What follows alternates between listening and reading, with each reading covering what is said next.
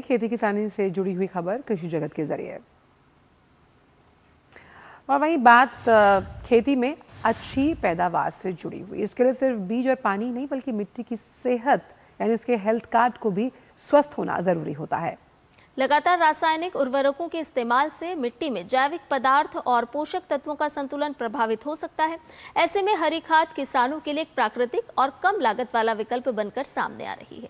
देखिए हमारे सहयोगी शमीम अख्तर की ये रिपोर्ट। खेत की मिट्टी को प्राकृतिक तौर पर उपजाऊ बनाने में हरी खाद की अहम भूमिका होती है। धैंचा, सनई, लोबिया, उड़द, मूंग, ग्वार और बरसीम जैसी फसलों को कुछ समय के लिए उगाया जाता है और फिर हरी अवस्था में ही मिट्टी में मिला दिया जाता है। इनके सड़ने गलने से मिट्टी में जैविक पदार्थ बढ़ता है, जिससे इसकी उर्वरता और संरचना बेहतर होती है। हरी खाद का सबसे बड़ा फायदा है मिट्टी की सेहत में सुधार। इससे मिट्टी में नमी धारण करने की क्षमता बढ़ती है। दलहनी हरी खाद फसलें वातावरण की नाइट्रोजन को जैविक रूप से स्थिर करने में भी मदद करती हैं। इससे नाइट्रोजन उर्वरकों की मात्रा को 25% तक कम किया जा सकता है। इससे मृदा में वायु संचार बढ़ता है और मृदा तापमान में संतुलन आता है। इसके साथ ही मिट्टी में लाभदायक जीवाणुओं की संख्या बढ़ती है और पोषक तत्वों की उपलब्धता में वृद्धि होती है। फसलों में कीट और रोगों के प्रकोप में कमी आती है और मित्र कीटों की संख्या में भी वृद्धि होती है। इसके साथ ही खरपतवारों की समस्या भी कम होती है। कुछ फसलें हैं जैसे ढेंचा, लोबिया, उन फसलों को अगर हम उगाते हैं और उगाकर मिट्टी में दबा देते हैं, इससे हरी खाद बनती है और इस हरी खाद को मिट्टी में जब मिलाते हैं तो उससे कई फायदे होते हैं। हरी खाद के रूप में ढैंचा को सबसे बेहतर माना जाता है।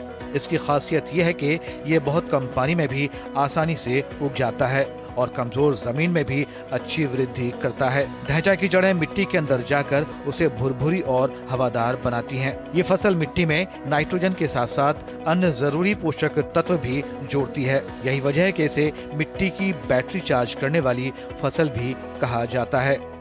हरी खाद को बढ़ावा देने के लिए सरकार की ओर से जागरूकता कार्यक्रम चलाए जाते हैं। किसानों को मृदा परीक्षण, संतुलित उर्वरक उपयोग, हरी खाद, फसल अवशेष पुनर्चक्रण और फसल विविधीकरण जैसी पद्धतियां अपनाने के लिए प्रेरित किया जाता है। विशेषज्ञों का मानना है कि हरी खाद को मृदा परीक्षण और संतुलित उर्वरक प्रबंधन के साथ अपनाया जाए तो इसका फायदा और बढ़ सकता है।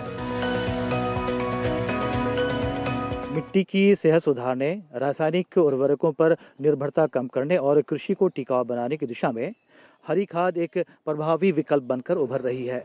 अगर हमारे किसान इसे अपनी खेती का नियमित हिस्सा बनाएं, तो इससे न सिर्फ मिट्टी की उर्वरता बढ़ेगी बल्कि फसल की उत्पादकता और गुणवत्ता में भी बेहतरी आएगी। कैमरा पर्सन मनोज चोपड़ा के साथ मैं शमीम अख्तर, DD न्यूज़, पूसा, दिल्ली।